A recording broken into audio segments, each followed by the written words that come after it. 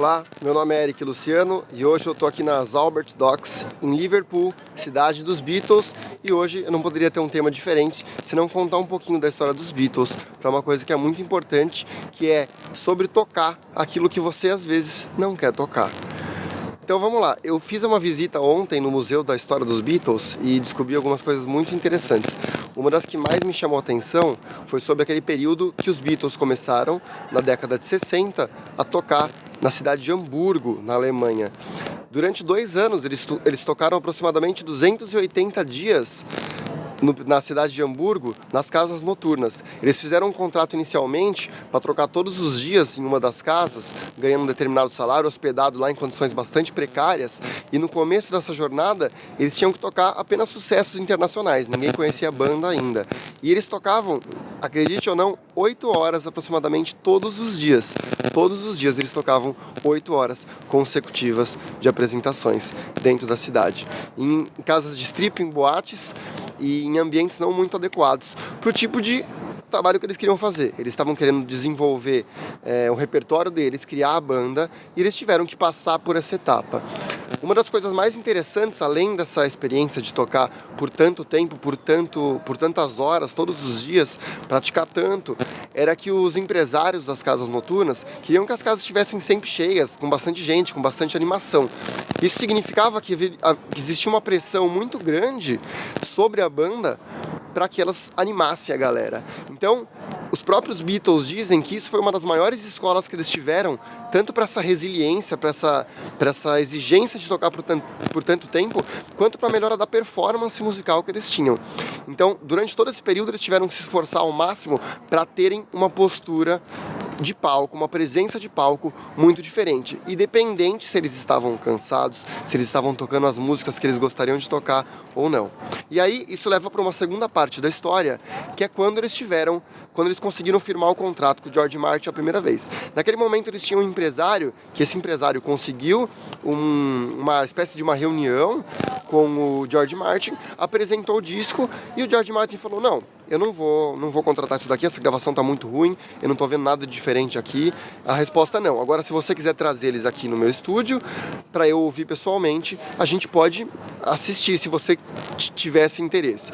E aí os Beatles foram pela primeira vez no estúdio Abbey Road fazer uma apresentação pro George Martin.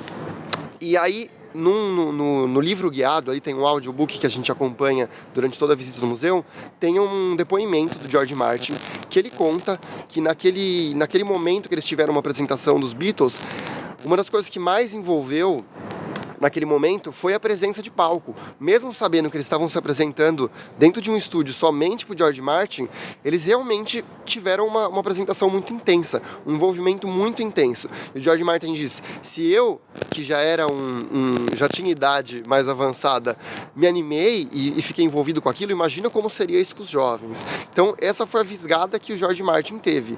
E aí a referência é: os Beatles, naquele momento, já tinham sido negados por todas as grandes gravadoras. E o George Martin, inclusive, disse: se eu soubesse naquele momento que eles já tinham sido reprovados por todas as gravadoras, eu não teria chamado eles. Mas como eles não sabiam, eles tiveram essa oportunidade de fazer essa apresentação para o George Martin. E aí, o mais importante, eles realmente fizeram uma baita apresentação. Eles realmente tocaram com o coração, com o espírito, com a animação, que foi justamente o que conquistou o George Martin.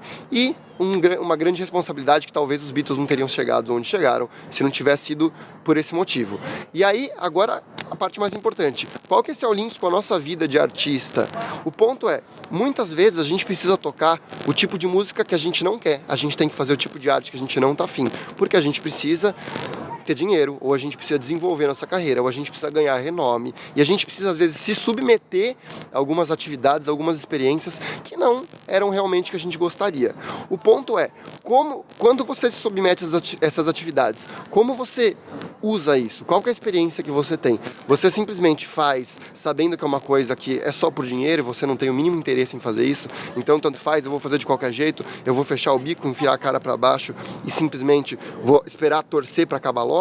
Ou você realmente entra nessa experiência e você dá o melhor de si? Esse é o ponto. Então, quando você dá o melhor de si, talvez em algum momento você tenha uma oportunidade, você possa dar um salto, ou mesmo que você não dê esse salto, mas você está realmente dando o máximo de si. E dependendo de você conseguir uma grande oportunidade ou não com essa experiência, o ponto é quanto você cresce, quanto você amadurece, quanto você consegue, em situações ruins, fazer um ótimo trabalho. Se você consegue fazer isso, imagina quando você tiver uma oportunidade muito grande, uma oportunidade melhor, de ter situações melhores para fazer a sua apresentação.